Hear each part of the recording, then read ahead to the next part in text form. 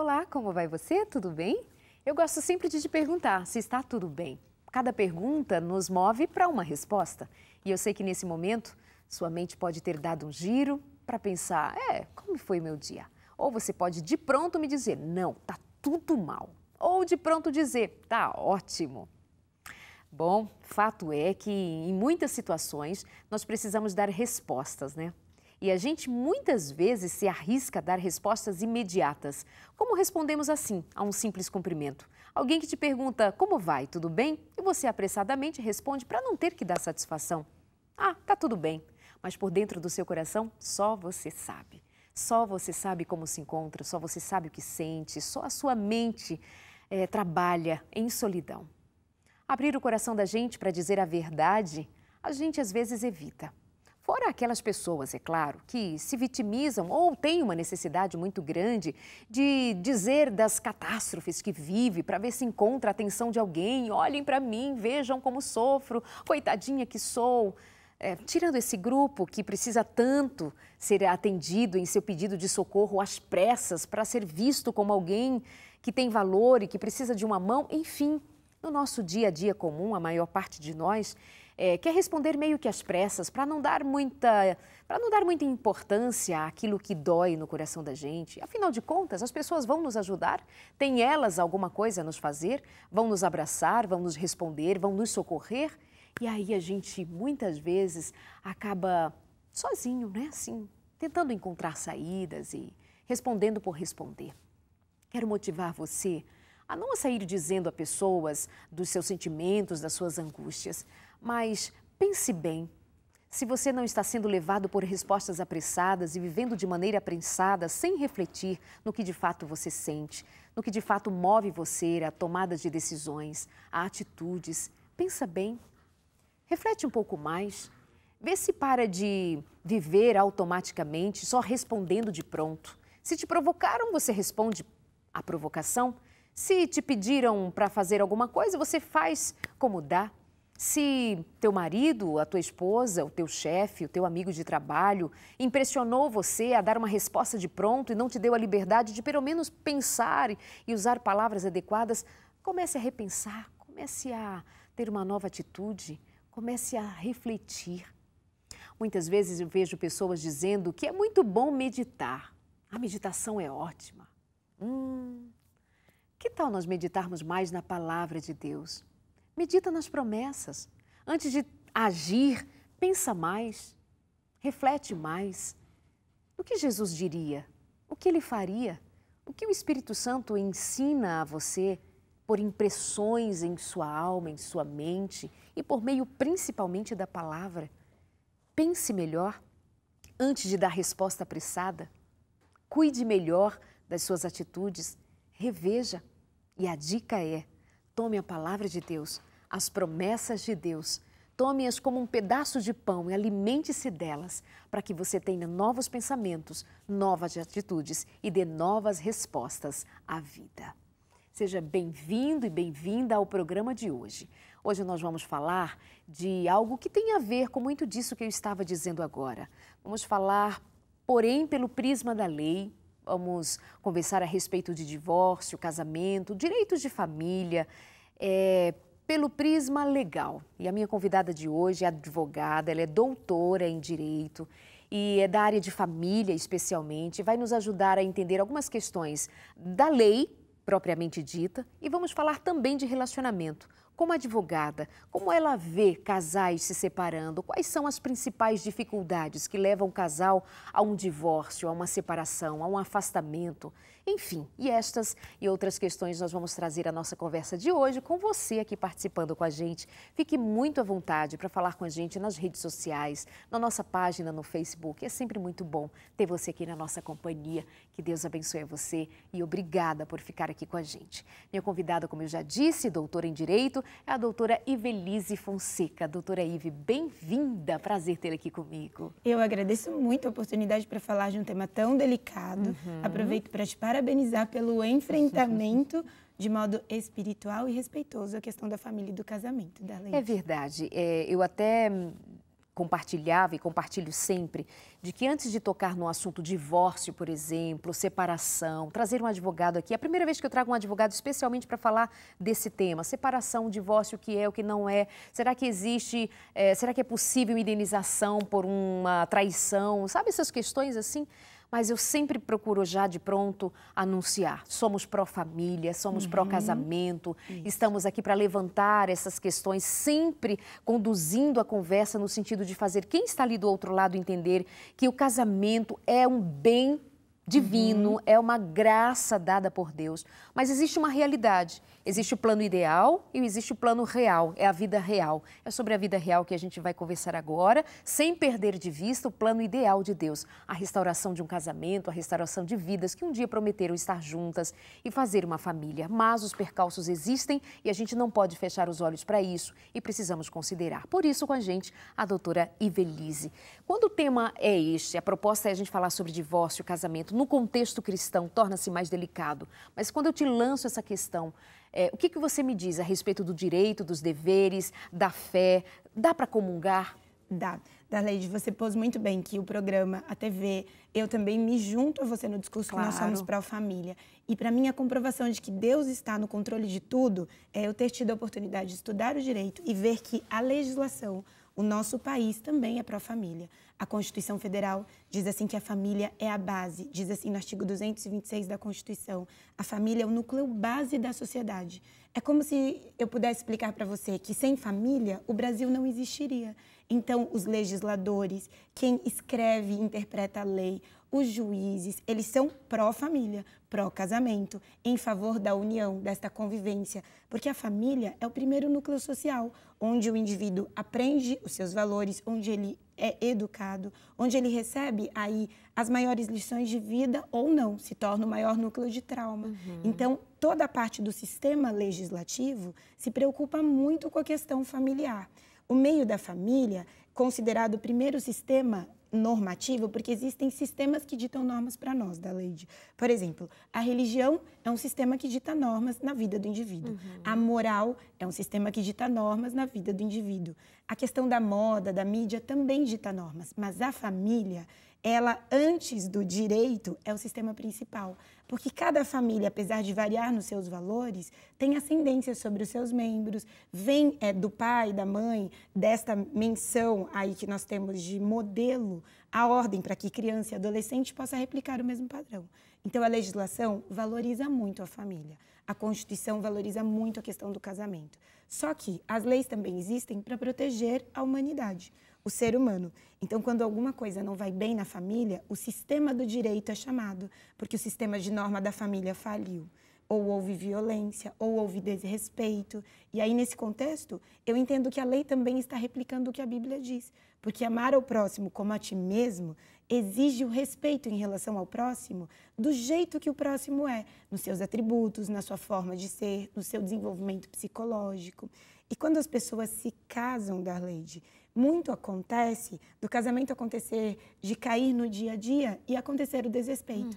É tão interessante que eu estava conversando com a Darleide que o Código Civil, que é a ordem de legislação que regulamenta as pessoas no âmbito privado, ou seja, o Código Civil dita normas para nós em relação à nossa vontade. O Código traz normas dizendo assim, a Darleide vai casar se quiser. Se ela for se casar, então os regimes de casamento que ela pode adotar são, e aí o Código explica quais são os regimes. Se a Darleide for se casar, ela pode adotar o nome do marido, o marido pode adotar o nome da Darleide. Os filhos, ela pode ter quantos filhos ela quiser, porque isso é do âmbito privado. É diferente do âmbito público, por exemplo. O Código Tributário traz para nós os tributos e não pergunta a nossa vontade. Nós temos que pagar, porque temos carro, recolhemos o IPVA. Porque temos renda, recolhemos imposto de renda. Então, o Código Civil, ele traz as normas conforme a vontade das pessoas, regulamentando as vontades. E tem um artigo específico, que é o artigo 1566, que diz, inclusive, quais são os deveres que existem entre os cônjuges. Então, se a pessoa quer se casar, diz a lei, ela se casa se ela quiser. Mas se for se casar, como a família é a base da sociedade, é preciso que entre ambos os cônjuges exista a fidelidade recíproca, a vida em comum de convivência no domicílio conjugal. Olha o que a lei fala da lei. As pessoas precisam conviver em comum. É a lei que está dizendo, sem nós entrarmos no aspecto psicológico. Porque hoje em dia, com a correria do dia a dia, é muito comum que os casais não convivam mais entre si. Vivam viajando por causa do trabalho, não tenham tempo em conjunto. Ou quando chegam em casa, estão sempre na frente da televisão e não interagem entre si. Que haja também a chamada mútua assistência, ou seja, um deve ajudar o outro. E quando a doutrina vai explicar o que é essa mútua assistência, a doutrina diz assim que a assistência significa material, no aspecto eu ajudo meu esposo e ele me ajuda financeiramente. Ambos ajudam. Se você é uma esposa, por exemplo, que não trabalha fora de casa, no aspecto financeiro, sua ajuda é no aspecto orçamentário do lar. Ajudar no sentido de comprar os produtos alimentícios, cuidar das crianças para compor essa renda. Mas a assistência, essa mútua assistência, também é chamada de assistência imaterial.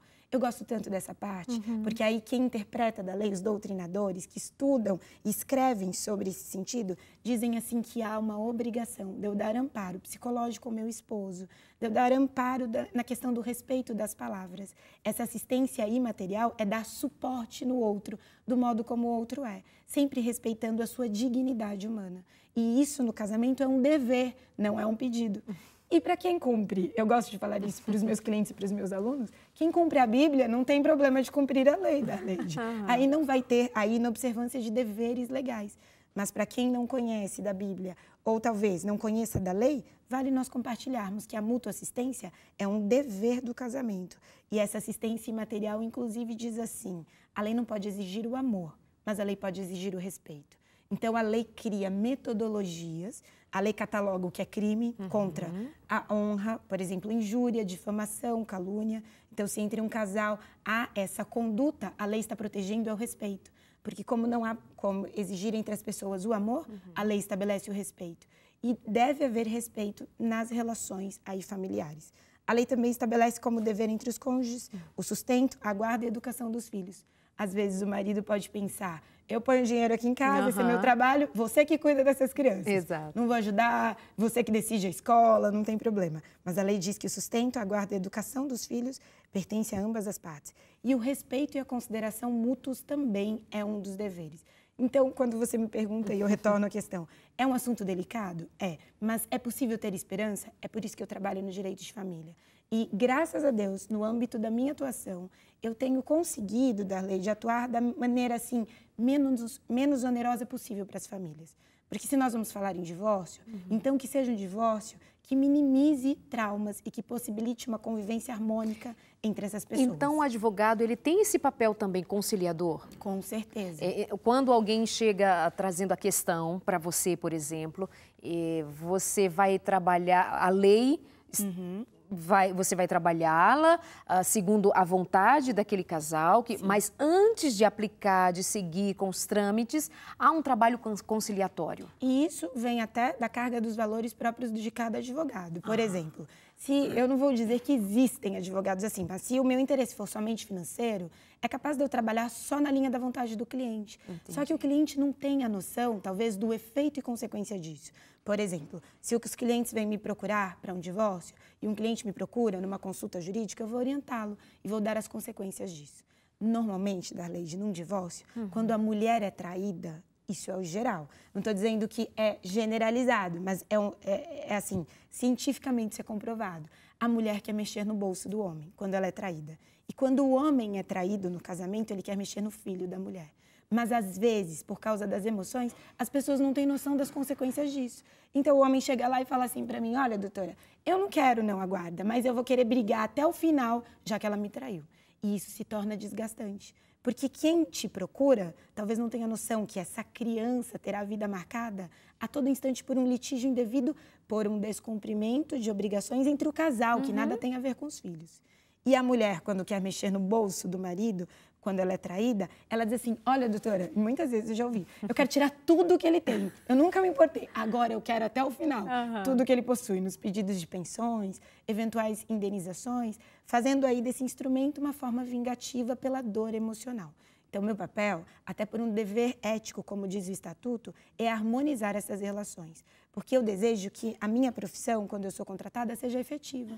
Que eles continuem a me contratar, mas não a todo instante para resolver o mesmo conflito, senão não foi efetivo. E se é possível harmonizar as vontades, então façamos um divórcio que seja aí compatível a ambas as partes. Eu gosto muito de desenhar, Darleide, quem me procura, e eu desenho e digo assim, ó, a entidade casamento é entre você e o seu esposo ou sua esposa. Isso não tem nada a ver com a sua relação com filhos, porque com os teus filhos você terá sempre uma relação permanente, independente de permanecer casado ou não. Então é melhor que se dê bem com a sua ex-esposa, ainda que se divorcie. Porque se ela permanecer com a guarda dessa criança ou desse adolescente, ele terá, o pai, que dialogar com ela a todo instante. As escolas, as relações ligadas a essa criança terão que ser administradas. E Ive, nesse contexto em que a criança, os filhos ficam afetados por esse divórcio, por essa separação, a lei novamente precisou vir à frente e proteger essa criança. Aí entra a questão da alienação parental, que é absolutamente triste, lamentável, ver justamente os pais adultos brigando entre eles, decidindo pelo rompimento de uma relação e usando os filhos como moeda de troca, alguma coisa do gênero. Isso, que use o dinheiro como moeda de troca, mas filho, sabe, um filho seu... é alguma coisa assim que foge à ideia racional, pelo menos quando a gente está fora da questão, quando a gente está fora da briga. Outro dia uma senhora me ligou desesperada, ela conseguiu meu telefone de alguma maneira e ela me dizia assim, acabei de saber que ele está com outra, ela me ligou dizendo que ele está com roupa X, está em lugar X, tanana. E assim, de pronto ela me falou, amanhã eu vou ligar para o trabalho dele, vou acabar com ele. Quer dizer, de primeira ela já tinha uma estratégia de vingança, né? E se tivesse filhos pequenos, talvez tivesse dito, amanhã eu vou sumir com os filhos ou alguma coisa do gênero. Claro, levando em consideração, inclusive, melhor dizendo, que você disse que isso é mais do homem, né? Ou mexer no teu filho. Mas ela justamente pensou, vou mexer no trabalho dele, no dinheiro dele, vou deixar ele na miséria. É isso. E aí, talvez a pessoa, no momento do seu ímpeto, não tem noção que essa consequência, que a consequência dessa decisão, então eu vou mexer no trabalho dele, vou contar, vou enviar um e-mail, vou falar no Facebook. Afeta ela. Porque pode gerar danos morais. No seguinte sentido, se ela expuser isso no ambiente de trabalho, ela está comprometendo a relação profissional dele. E talvez ela tenha que vir depois, se ela gerou dano à honra dele em relação a terceiros, a que pagar uma indenização para ele. Olha a situação da Darleide. Então, quando o casal me procura, é possível viabilizar o divórcio da maneira mais harmoniosa. Eu trabalho muito com as ciências pares e gosto disso. No seguinte sentido, se há menores, é importante passar por terapias ou por ter aí a presença de psicólogos, coachings, acompanhando esta criança ou esse adolescente. Até porque assim facilita o discurso da criança e do adolescente, conforme o seu crescimento, com quem ele quer ficar. É muito comum ver a criança, ela replica exatamente o que o pai e a mãe dizem. Então, não importa a idade da Darleide, eu faço divórcios com crianças das idades mais variadas. E funciona assim, a mãe que chora a ausência do pai dentro de casa. Essa criança, quando sai com o pai, que é legal, que saiu de casa, não importa o que ele tenha feito, se ele traiu ou não. A criança, quando volta para casa e vê a mãe chorando, ela não aguenta, ela não sabe lidar com essa mãe chorosa pela ausência do pai. Então, o que ela faz? Dentro de casa, ela vai fazer de tudo para agradar essa mãe. E ela não vai contar como é legal com o papai traidor, porque é legal. O papai leva ela para tomar sorvete, o papai leva ela para passear. E a criança, ela quando vai para o papai diz, a mamãe fica chorando em casa. E o papai sabe de tudo o que acontece em casa por causa da criança. Ou ainda, se a criança assiste situações ou cenas de traições ou de bebidas alcoólicas dentro de casa ou violências, homéricas. A criança, ela diz, Darleide, ela diz, toda vez que eu faço divórcios, na verdade, com crianças, no momento que eles vêm ou para audiência, ou para conversar com o promotor, ou comigo, ou eles estão febris, ou eles passam mal do estômago, ou do intestino, porque isso ofende a integridade física e psicológica desse infante e desse adolescente. Por isso a lei estabelece a mútua assistência, a importância do respeito. Se isso vai acontecer, que seja uma decisão coerente. Se não é possível um diálogo entre o casal, que eles chamem um terceiro. Hoje, a legislação permite muito, e isso é uma inovação que aconteceu de 2 anos para cá, que o casal contrate um advogado para fazer o papel de conciliador.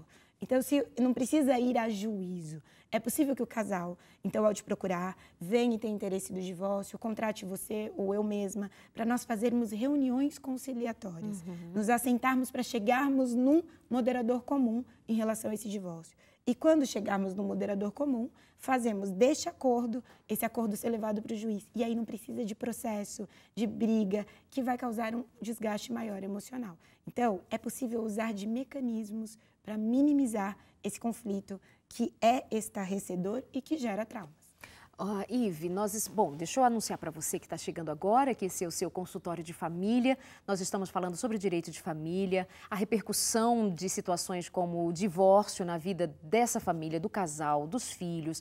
E tem outras questões que a gente quer abordar ainda no programa de hoje. A minha convidada é advogada, trabalha especialmente na área de família. Ela é doutora em Direito e, assim como você bem vê, uma fluência incrível, uma pessoa incrível que vem com toda essa delicadeza, mas com muita clareza, com muita sabedoria, falar da experiência como profissional e das repercussões que todo esse sistema família, quando se quebra, provoca na vida das pessoas envolvidas. E é claro que a nossa conversa vai sempre na direção de fazer você pensar. Pensa bem, como você tem levado o seu casamento, o seu relacionamento. Você que já passou por um divórcio, já está resolvido isso, mas tem crianças envolvidas, filhos envolvidos. Reconsidere a maneira como vocês lidam entre si como adultos. Procurem, sabe, uma ajuda, alguém que possa dar a vocês orientações de como tornar isso menos doloroso possível. Então, ouça essas palavras, entenda o que nós estamos dizendo aqui. Nesse contexto, o que pode ser feito diferente? Como evitar maiores danos? Se foi o último recurso, um divórcio, uma separação, porque as pessoas fazem escolhas, né, e elas são responsáveis por elas.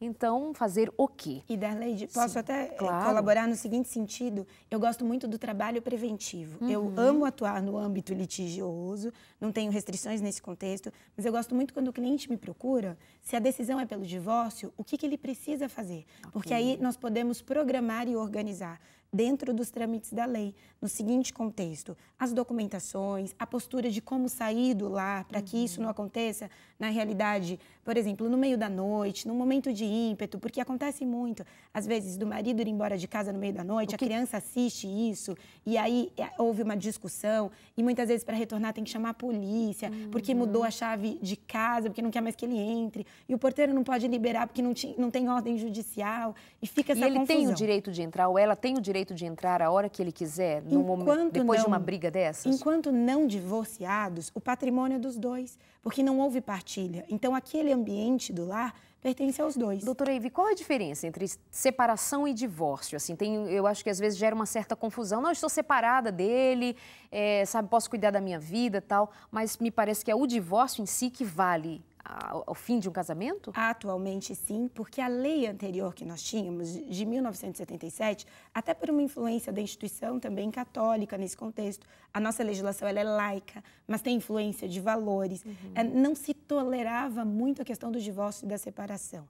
Então, se criou a figura da separação, que é uma fase que antecede ao divórcio, numa situação do seguinte contexto: se o casal não tinha certeza do divórcio, eles teriam que passar por um período separados, até 2 anos, para depois pedir o divórcio. Era assim que funcionava, há alguns anos atrás. Então, quando a pessoa queria se divorciar, primeiro ela teria que pedir a separação, esperar o tempo que a lei exigia, para depois pedir o divórcio. Qual é a distinção entre separação e divórcio? A separação era um período temporário que os separandos, esse era o estado civil, ou separados, se retornassem, não precisavam casar. Fizeram a reconciliação, está tudo bem. Mas, enquanto separados, não poderiam se casar. Então, se hoje nós estamos falando para pessoas que ainda estão separadas judicialmente e que não tomaram providências em relação a divórcio, o que acontece muito, me separei há 15 anos atrás. Mas desculpa, como é o processo de uma separação judicial? Hoje você entra, na realidade, não é mais comum o pedido de separação. Mas se um cliente me procurar e disser assim, eu faço muita questão de entrar com um pedido de separação e depois de divórcio, eu até posso apresentar esse pedido para o juiz, mas já não é mais comum. O juiz vai falar, por que separação? E Velise vai dizer assim, se agora ele pode pedir divórcio direto. Provavelmente, quem pede separação não tem a certeza sobre o divórcio. Porque se quiser desistir da separação, é possível. Do divórcio, depois de dado a sentença, a decisão de divorciado, você não pode voltar ao status quo antes de casado. Na separação, você pode. No divórcio, você não pode. Só casando novamente com a mesma pessoa. Então, eu vou dar exemplo. Eu gosto de usar o nome de Epaminondas. É como eu faço em sala, porque aí a conduta ética aí protege os meus clientes, eu não uso o nome de ninguém. Não conheço ainda um Epaminondas. Mas se Epaminondas resolve se casar com Ericleia hoje, e na parte da tarde resolverem se divorciar, eles podem. E se à noite eles resolverem se casar de novo, podem também novamente. Mas vai ter que entrar no processo de casamento outra vez, Isso todo mesmo. o processo normal. Isso mesmo, mas hoje a lei facilitou tanto o casamento como o divórcio. Agora, quem é separado, se Epaminondas for separado, e aí ele se apaixona por Ericleia. Então, ele se separou de Erileia, tá bom? E ele se apaixona por uma nova moça, ele quer se casar. Não consegue. Separados judiciais não conseguem se casar. Separado judicial é aquele que recebeu uma decisão do juiz dando a separação, como eu disse que anteriormente era comum. Mas, Darleide, também tem uma situação muito comum entre as pessoas que brigam. Eu vou embora, eu vou para casa da minha mãe. E aí fica na casa da mãe uns 5 anos. Está separado de fato, que significa no cotidiano, fisicamente. Mas juridicamente continua casado. E a única coisa que essa pessoa consegue ter são novas relações e constituir uniões estáveis. Então, se essa pessoa que foi embora de casa, mas não fez nenhum papel regulamentando, resolve conviver com novas pessoas, não consegue se casar. Ela, então, constitui uma nova entidade familiar, que se chama união estável, mas que não é a mesma coisa que casamento. E vale eu até deixar aqui a ponderação. Eu não estou minimizando a união estável, mas a própria lei, porque a lei é reflexo do valor da sociedade brasileira. O brasileiro não valoriza a união estável como casamento. O brasileiro continua valorizando mais o casamento do que a união estável. Porque a união estável são as relações que informalmente começam. Eu até brinco quando eu dou aula de direito de família de casamento. A minha primeira pergunta na sala é, quantos aqui são casados? Aí uma boa parte levanta a mão. Digamos, uns 30. Eu pergunto, quando você se casou? Na verdade, eu comecei a morar com ele no dia tal. E aí você vê a diferença. E as pessoas sabem que casamento não é o mesmo que união estável. Então, separado de fato, que é aquele que vai embora e não regulamenta no papel, ele só pode se casar de novo se buscar o divórcio da pessoa anterior, através aí de uma decisão do juiz, ou eu já vou até, se você me permitir, dizer que é possível se divorciar no cartório. Eu gosto muito de trabalhar com os divórcios em cartório, porque tem uma lei que autoriza, isso já faz um pouco mais de 4 anos, que se o casal resolve que vai se divorciar, façamos isso nos cartórios de notas de cada cidade. Não precisa ir na frente do juiz. Nós fazemos através de uma escritura pública. Desde que o divórcio seja consensual, haja harmonia, eles entrem no acordo sobre a partilha e o que eles decidirem vai estar valendo, se não for contra a legislação, e não tenham filhos menores, tá bem? Aí é possível se divorciar no cartório e é mais fácil. Ai, muita informação. Mas assim, muito necessário, né, da gente entender como que funcionam as coisas. E, novamente, digo para você, cuide do seu casamento, cuide das suas relações, cuide da maneira como você entra numa relação para evitar o fim dela. E se por algum motivo, como existem estes motivos, infelizmente, chegar ao fim de uma relação, que os filhos, que você mesma, que você mesmo possa, sabe, sofrer menos, se é que essa expressão faz sentido, mas tornar as coisas menos dolorosas possíveis, né? Já voltamos aqui com você no Consultório de Família. Até já.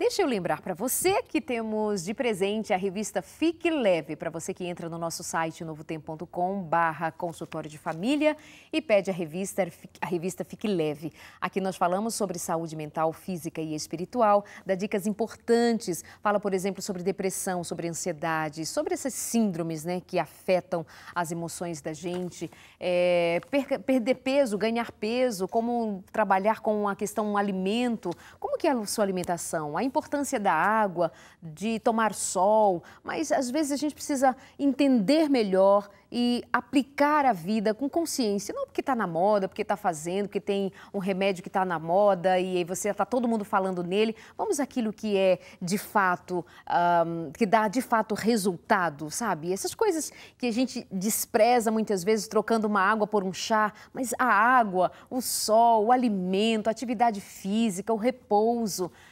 Contra isso, não tem argumento, né? Fique leve, princípios básicos para uma vida com qualidade. No site novotempo.com/consultório de família, pede a sua revista. Como que você faz? Clica no banner que você encontra ali e abre-se, então, um formulário, preenche, manda pra gente, é online. Se você me diz assim, Darleide, manda pra mim aquela revista, aí eu não consigo te mandar, é preciso preencher o formulário, tá bom? Obrigada por sua companhia aqui no Consultório de Família de hoje, a nossa conversa com a doutora Ivelise Fonseca. Ela é advogada, doutora em Direito e trabalha especialmente na área de família. Está respondendo para a gente algumas questões e esclarecendo situações que não são muito entendidas por muitos de nós leigos no que diz respeito ao direito de família. Doutora, quando um casal se divorcia, ela ou ele, enfim, ela pode, por exemplo, continuar usando o nome de casado, o nome do marido, ou tem que separar até o nome já de pronto? Nota 10 para essa pergunta, porque a novidade da lei foi, mesmo com o divórcio, é possível permanecer com o nome de casada, se assim você é identificada no seu meio social. Então, se você é Darleide Alves, é assim identificada, ao modificar o teu nome, talvez você perca a sua identidade social. Então, a permanência do nome pode acontecer, basta requerer. A não ser que tenha acontecido adultério. Aí quem deu causa ao adultério pode perder o direito de usar esse nome. Isso é importante, porque a lei valoriza o respeito, a questão dos valores da família. Então, a infidelidade, ela gera uma conduta suja, moralmente falando, para a família. E, nesse sentido, a penalização, já que adultério não é mais crime, retira o nome e não fica com o nome, já que você adulterou. E ainda é possível que aquele que adulterou perca o direito de pedir pensão alimentícia. Então, se ficar comprovado que aquela pessoa adulterou contra outra sendo casada, ele não vai ter o direito de pensão alimentícia nesse contexto. Então, se verifica cada caso. Mas o nome é interessante de permanecer. Tem uma questão nova, relativamente nova, que é o adultério virtual. Né? É previsto em lei, tem alguma coisa já, a lei dá respaldo, alguma coisa nesse sentido? No contexto de relações virtuais, até nós tivemos a aprovação da lei Caroline Dickmann, que as pessoas acompanharam, em relação à preservação da privacidade, do meio ambiente virtual. Existe um estudo que diz que 99% dos brasileiros acabam por navegar em alguns sites de relacionamento. E, na realidade, a pessoa no ambiente virtual, ela se torna mais espontânea do que no ambiente real.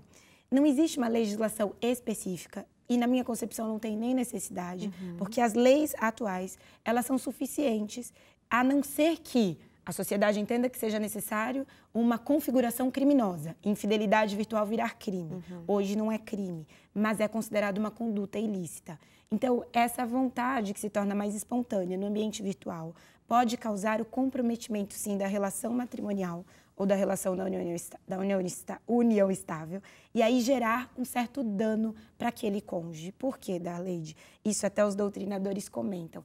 Às vezes, naquela webcam, a conduta do cônjuge ou da cônjuge, do esposo ou da esposa, é se tornar mais à vontade, mandar fotos nuas, se masturbar na frente, e isso ofende a assistência mútua e a fidelidade recíproca, que é a obrigação do casamento. Então, nenhuma esposa, nenhum esposo tem que tolerar essa conduta que fere a minha dignidade. E, nesse sentido, a infidelidade virtual também é motivo para divórcio. Eu não estou dizendo vá, peça o divórcio, mas é uma conduta considerada ilícita no âmbito civil. E ainda é possível até requerer indenizações. Em qual contexto? Quando a gente fala em indenizações, Eu já recebi muitos clientes e esses eu seleciono. Doutora, eu quero saber como eu posso ganhar dinheiro com essa causa. Uau. Não, e aí é complicado, porque a ideia da lei não é prever indenizações para gerar o chamado enriquecimento ilícito, porque você não trabalha, não está ganhando dinheiro, você vai processar alguém para ganhar dinheiro. A ideia da indenização, no seu contexto, até porque veio por influência do direito romano, é lembrar aquele agente que cometeu o ato de quando ele põe a mão no bolso, toda vez que ele puser novamente, quando ele tem que pagar um valor por causa do que ele cometeu, ele não vai fazer de novo porque ele foi penalizado. Não é para eu enriquecer, é para lembrar a ideia de reparar e restaurar a conduta anterior.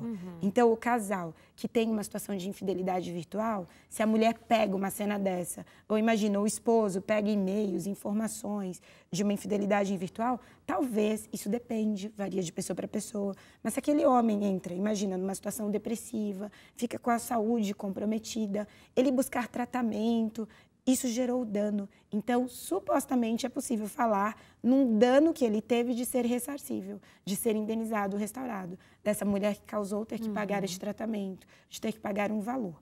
Isso não significa que para todos os casos é possível, mas se verifica sempre em cada caso essa questão da infidelidade virtual. Mas ela tem sido enfrentada, é reconhecida pelos nossos tribunais e tem que haver cautela. Porque às vezes a pessoa diz assim, mas eu não estou me relacionando com ninguém, é pelo meio da internet, não tem uma pessoa aqui fisicamente, mas há uma ofensa ao dever da fidelidade, que é um dever constitucional e que está no Código Civil, que deve existir dentro do casamento.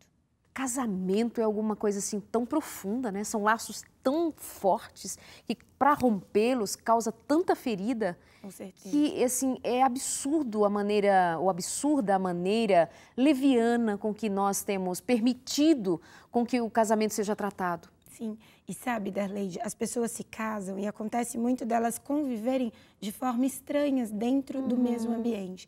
Então, elas não saberem seus gostos, não saberem em relação às suas questões financeiras, como estão suas próprias contas, como vai ser o ambiente de trabalho, seus direitos, no aspecto, às vezes, Darleide, a família só conhece, e eu faço muito inventário, quando há falecimento de um dos cônjuges. Aí você sabe quanto ele tinha, o que ele tinha, se tinha outros filhos, outras esposas, conviveu a vida inteira e mal sabia que ele deixou um super seguro de vida para você.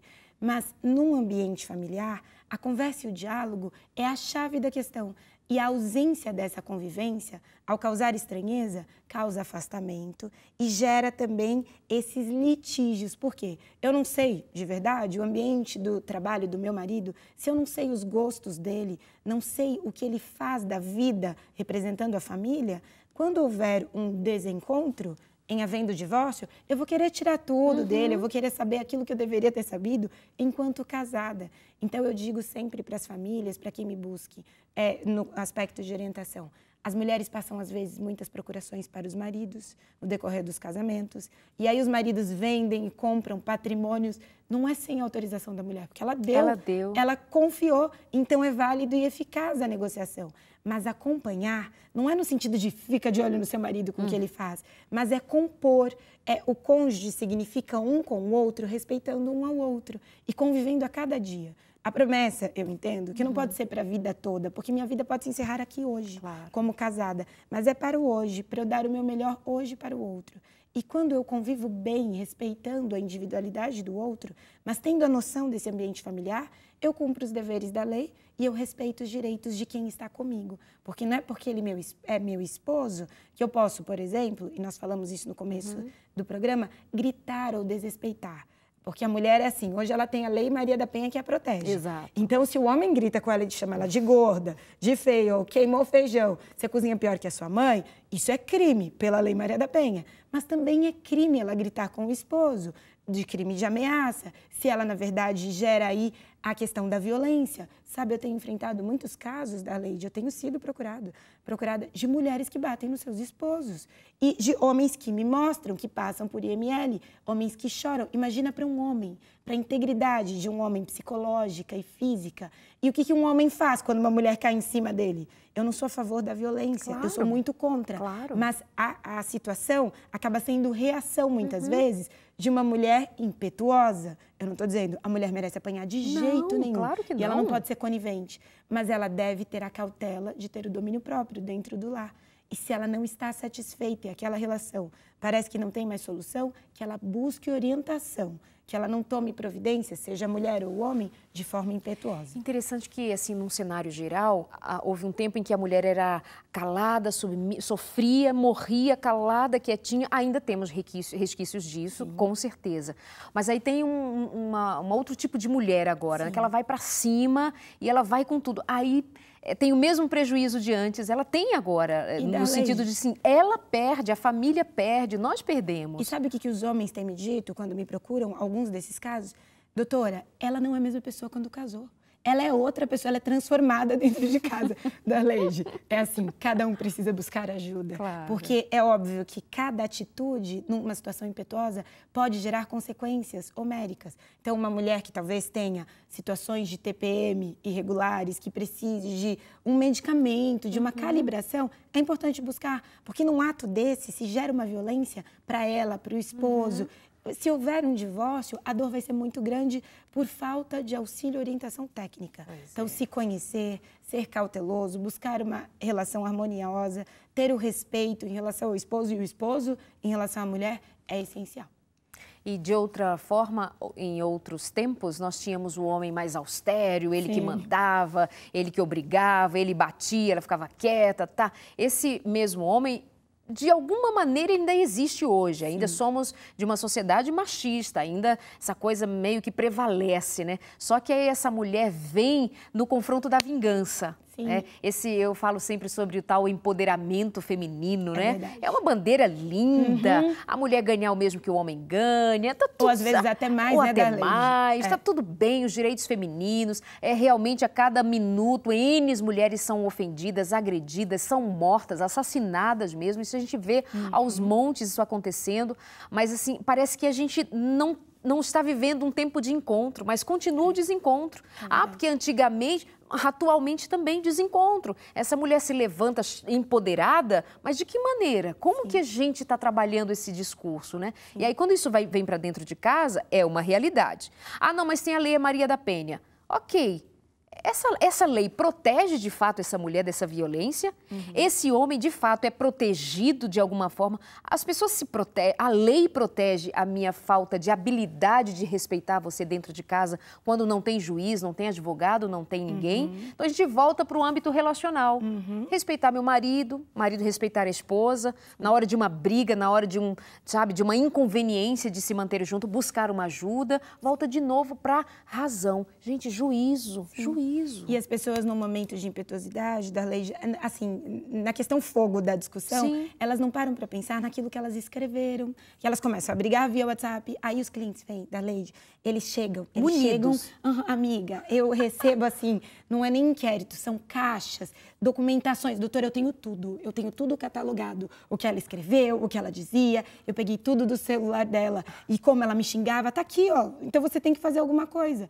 Então, as pessoas, no meio das brigas, elas não pensam no que falam ou no que dizem ou no que registram. E depois, com as consequências disso, o preço se torna muito alto. Então, na dúvida, não ultrapasse. Essa é a dica. Se é preciso uma pausa no aspecto, se vai se separar de fato, que isso seja organizado e entre de maneira harmônica. Então, tá bom, então eu vou para a casa da minha irmã, vou ficar lá por um período, mas vamos fazer uma documentação nesse sentido, para que não configure também que abandonou o lar, que não está cuidando bem dos filhos. Como é a configuração de um abandono do lar? Tipo, eles brigaram ali no meio da noite, alguém foi embora. Na prática hoje, o que nós verificamos, os especialistas na área, se a esposa é abandonada pelo marido, se ele vai embora de casa e ele não volta, não dá notícias, então foi morar com outra pessoa, ou foi para casa de, mesmo que seja um conhecido, mas ele não deixa provisão no aspecto tanto material, como também no aspecto imaterial, no sentido de dar informações de onde ele está, do paradeiro dele, ela tem o direito de buscar medidas judiciais para que aquele ambiente onde ela mora, então ela pode mudar, sim, a chave de casa, dar a ordem que ele não entre mais. Depois que buscar ajuda judiciária. Isso, orientações jurídicas, nesse contexto. Para que fique registrado de que foi ele que foi embora e que ele, inclusive, abandonou os filhos, nesse sentido. Ele não perde os direitos de conviver com esses filhos. Mas acontece que uma pessoa que tem esse tipo de conduta, essa é a minha pergunta, será que ela tem condições suficientes para levar esses filhos para serem educados? Porque se ela larga a mão dos filhos, filhos da esposa, ou vice-versa, se a mulher faz isso, e depois ela aparece e quer levar os filhos para morar com ela, ela tem estrutura para isso. Então, se uma pessoa sofre uma situação de repentinamente ter sido abandonada, tomar providências é importante, legais, para proteger, inclusive, a família nesse contexto. Então, doutora Ive, o que você considera, assim, pontual nessas crises conjugais que promovem divórcio e separação? Quando você tem ali clientes à sua frente, normalmente você faz que tipo de leitura? O que acontece no coração, na vida? O que está motivando? O que normalmente está por trás disso? Qual é a leitura que você faz de modo geral? Darleide, quando eu recebo os clientes, eu percebo que o fim das relações se dá muito por questões de ausência de respeito, de ausência de diálogo. E como eu sou uma pessoa cristã, eu não posso me furtar de dizer que é verdade que o mal tem trabalhado muito nas relações familiares. E as pessoas, hoje, elas não têm mais forças para brigarem tanto ou para se manterem unidas. Então, elas desistem. Muitas desistem e dizem assim, eu não quero mais. Eu quero novidade para minha vida, eu não quero mais viver assim. Eu não aguento mais viver casada com ele desse jeito. Eu não consigo mais olhar para a cara dele, ou vice-versa. Então, eu entendo. Eu não posso dar assim um conselho, porque eu até sou recém-casada, faz pouco tempo, mas eu posso dizer que o respeito diário é essencial. Mas você já trabalhava nessa área e verificando isso de perto desde muito tempo. Se tem algo que eu considero muito essencial na minha relação hoje, é o respeito em relação ao próximo, é o diálogo. É importante eu fixar com o meu cônjuge aquilo que eu aprecio e o que eu não aprecio. Isso é essencial, Darleide, para que eu conheça também e ele faça a mesma coisa. E o aspecto espiritual é essencial. É claro que as pessoas que nos escutam e até os clientes que me procuram, muitas vezes nem sabem da lei, já não conhecem a importância da palavra do Senhor. Só que a Bíblia diz que há um espaço no coração do homem que só pode ser preenchido pelo Senhor. E as pessoas, às vezes, buscam no ambiente virtual, na alimentação, no trabalho, aquilo que só Deus pode preencher. Então, quando você perceber que algo não vai bem no seu relacionamento, a minha primeira dica é busque ajuda, seja profissional no aspecto psicológico, no aspecto terapêutico ou na área jurídica, mas busque ajuda. Não deixe isso passar, porque há sempre uma sinalização. Ninguém se divorcia de um dia para o outro, Darleide. Ninguém. Para chegar a esta decisão, a tolerância já foi bastante e por muito tempo. Porque quando o cliente vem, ele já está munido de muitas provas. Então, ele já põe ali, é muita coisa. Olha, ela engorda, ela não se cuida mais, ela não fala comigo, ela não faz sexo comigo. Isso, para acontecer, não é de um dia para o outro. Então, estar atento às sinalizações no casal. Em algum momento, nós falamos sobre a obrigação da fidelidade. E o sexo é uma das obrigações. Está aí no meio. E a mulher muitas vezes negocia o sexo. Isso é mais conduta de mulher, porque o homem quer sempre o sexo. A mulher muitas vezes ela usa o sexo como moeda de negociação. Olha, eu como casada já recebi muitas dicas de casadas. Não, você não pode sempre ceder, você tem que dar umas desculpas às vezes. A dor de cabeça, um jeitinho, Ive. Porque a mulher entra nesse domínio. Mas, Darleide, essa é uma obrigação, diz a lei. E quando eu digo obrigação, não é nesse sentido, então eu sou obrigada, Evelise? Não. Aliás, ser obrigado à atitude da relação sexual configura crime de estupro. Ninguém é obrigado a fazer sexo. Mesmo no casamento, o marido obriga a esposa a fazer sexo na hora que ela quer, do jeito que ela quer, do que ele quer, contra a vontade dela, é violência. Não pode, isso é crime. No entanto, se casou, ele tem esse direito, ela também. E quando eu digo que é obrigação, não é no sentido da mulher se sentir aqui constrangida e falar, Evelise, você então dizendo que eu tenho que fazer a qualquer momento? Não. Eu quero dizer que por causa dessa relação, você tem o vínculo jurídico de dar a ele aquilo que ele precisa. Dentro do matrimônio. Falando. E dentro do matrimônio, diz a lei, a fidelidade recíproca traz também a questão da fidelidade sexual. Porque se ele não tem com esta mulher ou ela não tem com este homem, a suposta desculpa para buscar fora é que ela não possui no matrimônio. E isso acontece muito, Darleide. Então, eu não estou dizendo ceda o sexo em todas as situações, porque é preciso que o casal tenha aí harmonia e consonância na forma do ato sexual. Mas negar o sexo também é um dos grandes motivos de divórcio. Porque aí a mulher ou o homem, quando não se relaciona sexualmente, enfraquece a relação. E o sexo foi dado de presente de Deus para a humanidade, especialmente no matrimônio. E quando no matrimônio a relação sexual não vai bem, todas as outras relações se quebram, Darleide. E aí o homem busca fora. Interessante, né? né? Mulher também, viu, Darleide? Tem mulheres... Muita mulher. Tem mulheres que vão dizer assim, eu não faço sexo com ele porque ele não me dá resposta emocional satisfatória, ele não mantém comigo um compromisso de me amar, de dizer palavras carinhosas, de ser gentil e etc. Por conta disso, eu também me nego sexualmente. Ou seja, os dois estão falhando. Na linguagem de amor. Na linguagem de amor, mas ela está cobrando dele que ele atenda quando ela está em falta também. Ou seja, dois bicudos não vão se beijar mesmo. É isso mesmo. E se puder, então, uma das dicas é o ame na linguagem dele e estabeleça a sua linguagem também. Porque fazer essa moeda de negociação pode comprometer a relação. Porque muitas vezes ela diz, como é que eu vou fazer sexo com ele se ele não cumpre, na verdade, ele não vem jantar comigo, não me leva para passear? Então, mostre o seu interesse. Aliás, aí vai cair para a linha do coaching, né? Desde que eu, formada também como você, não posso me furtar a dizer, se você quer mudança, mude você. Comece por você mesma, porque só fazer exigências, seja para a mulher ou para o homem, não se torna eficaz numa relação. Então, eu vejo que o maior desafio nas relações familiares, quando eu sou buscada, nesse contexto jurídico, é exatamente a mudança que cada um precisa fazer. Porque ela exige dele mudanças, ele exige dela mudanças, mas ninguém quer mudar. Muitas vezes eu sou procurada assim, doutora, você tem que obrigar ele a fazer isso. Na semana retrasada, eu fui procurada por uma adolescente. A mãe pagou a consulta jurídica para essa adolescente de 17 anos vir falar comigo. E para mim foi um enfrentamento, porque ela veio dizer o seguinte, doutora, eu quero saber como você pode obrigar meu pai a vir me ver. Porque ele não vem me ver. Ele já marcou diversas vezes e ele não vem me ver. E eu já fui procurada por homens que dizem assim, doutora, eu não aceito dar o divórcio porque eu a amo. Ela me traiu, mas você tem que fazer alguma coisa até o final para ela ficar casada comigo. Imagina essas questões, Darleide. Como é que fica essa questão de quando Primeiro eu tô aqui super doída com essa menina pedindo, doutora, obrigue meu pai a me ver. Imagina. Sabe, é de dar nó na garganta da gente. E quando eu vi a cena, eu falei assim para ela, e eu disse... eu acho excelente tua mãe te trazer e pagar a minha hora para poder te dar uma resposta. Não é? Porque minha resposta para você é de esperança, para você viver feliz a despeito de.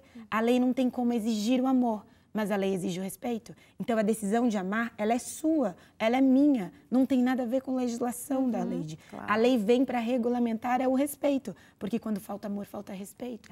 E quem ama, deixa ir. Mesmo assim, deixa aí. Como é que fica essa questão, doutora Ive, quando diz assim, eu não vou dar o divórcio para ele, não dou, acabou. Ou então, doutora, já pediu o divórcio, mas ela não me dá, ou ele não me dá o divórcio. Que situação fica? Vai ter divórcio de qualquer jeito. E essa é a novidade que talvez nós podemos trazer no teu programa. Porque muitas vezes a parte que não está satisfeita quer ficar negociando e diz, eu não vou dar o divórcio. Se a pessoa entrar com pedido de divórcio, em juízo, o juiz vai conceder, porque a Constituição diz que ninguém é obrigado a permanecer associado ao trem. Sobre a partilha de bens vai ter sempre litígio. O juiz não pode, assim, resolver no lugar do outro. Então, o juiz vai dar a melhor solução de conflito. Mas sobre o divórcio, qualquer um que entrar, eu converso com meu esposo, ele não quer me dar, se eu entrar com pedido, o juiz vai conceder e vai decretar esse divórcio. É o chamado divórcio litigioso. Então, a dica, Darleide, para que emocionalmente, cada ser humano que nos escuta, fique bem e viva bem se no casal há alguém que deseja o divórcio, que você converse e dialogue para que o divórcio seja harmônico. Porque se essa pessoa disser assim, você quer se divorciar, você se vira porque eu não vou dar o divórcio, vai ser mais dispendioso, porque vai ter a contratação de 2 advogados, o do que não quer dar e do que quer o divórcio. E esse processo vai demorar e a pessoa vai ter que ficar encontrando. Quando chegar em juízo, audiência, o juiz sempre pergunta, você não quer dar o divórcio? Você tem certeza que quer se divorciar? O juiz sempre pergunta, e esse é o papel do judiciário, vocês não querem se conciliar? Tem certeza que vocês não querem voltar? E tem juízes que ainda contam histórias, vocês têm filhos, eu faço isso há tanto tempo, é muito informal essa audiência. Houve um tempo em que estava muito em voga aquele filme A Prova de Fogo, que eu acho incrível. É verdade. Eu conheci um juiz do Rio de Janeiro, aliás, amigos, inclusive, também, que indicava o filme antes do divórcio. Olha, só vamos conversar sobre esse assunto no próximo encontro, se me trouxerem um resumo do que assistiram do filme. E os juízes têm, não é excelente? Porque a tentativa pela lei é sempre em prol da família. É bom que as pessoas saibam, para não entender que nós supervalorizamos o divórcio. Exato. Mas já que vai acontecer, que se faça de forma harmônica, de forma respeitosa e de forma mútua, na assistência também. Porque se viveu a vida inteira com aquela pessoa, combinar a pensão alimentícia mais do que adequado, entendeu? Então, é possível sim, ainda que a pessoa não queira, haverá o divórcio. Muito bom. Então, até a última hora há que se tentar, né? Sim, por último, certeza. o juiz tentando, te fazendo pergunta. É isso mesmo que você quer? Comecei o programa falando, inclusive, sobre responder, dar respostas imediatas, às vezes sem pensar. A gente precisa estar pronto a pensar melhor, refletir melhor sobre as decisões que a gente toma, porque depois o estrago está feito. Sim. Então, é isso mesmo, é o divórcio, é a última alternativa. Obrigada, viu, doutora Ive? Prazer grande ter você aqui. Eu me coloco à disposição, agradeço Claro. muito pela oportunidade, o privilégio de ser a primeira advogada sentando aqui para enfrentar um tema tão especial. E se eu puder deixar e compartilhar uma ideia, um valor seja o melhor que você puder para o outro que você está, no hoje, independente do que aconteça. Amor é decisão. E assim você cumpre a sua lição e viverá em paz, ainda que tenha um divórcio da Leide, porque o bom é ver pessoas, se aconteceu o divórcio, vivendo em paz pós-divórcio. E não traumatizadas por causa de um divórcio, mas isso depende de cada um. É verdade. Tá bem? Obrigada, linda. Prazer foi Tem meu. minha admiração, meu respeito. Prazer é meu, Deus continue te abençoando o programa e cada um que acompanha. Obrigada. Amados, olha, a palavra de Deus diz assim, que por causa da iniquidade, por causa da maldade, o amor de muitos esfriaria. Cuidado para não guardar maldade em seu coração. Cuidado para não estar sendo movido pela maldade, para então deixar que o amor perca espaço no seu coração e reste só mágoa, reste só tristeza, desejo de vingança, sentimento de abandono, de sentir-se o último de todos os seres, quando tem à sua disposição escolher viver pelo amor e pela misericórdia de Deus, apesar dos pesares, apesar das escolhas dos outros, apesar do que ele decidiu fazer com a vida dele, apesar de ter inflamado você, apesar do que ela decidiu fazer. E você? O que vai decidir hoje carregar no seu coração? Perdão, amor, compaixão, misericórdia, esperança para fazer o novo dia que vai chegar, porque ele vai chegar, ser de verdade novo para você em sua existência? Pense nisso. Que Deus abençoe o seu casamento, que Deus abençoe a sua vida, que Deus abençoe as suas decisões, que Deus abençoe a sua casa. Um beijo e até a semana que vem.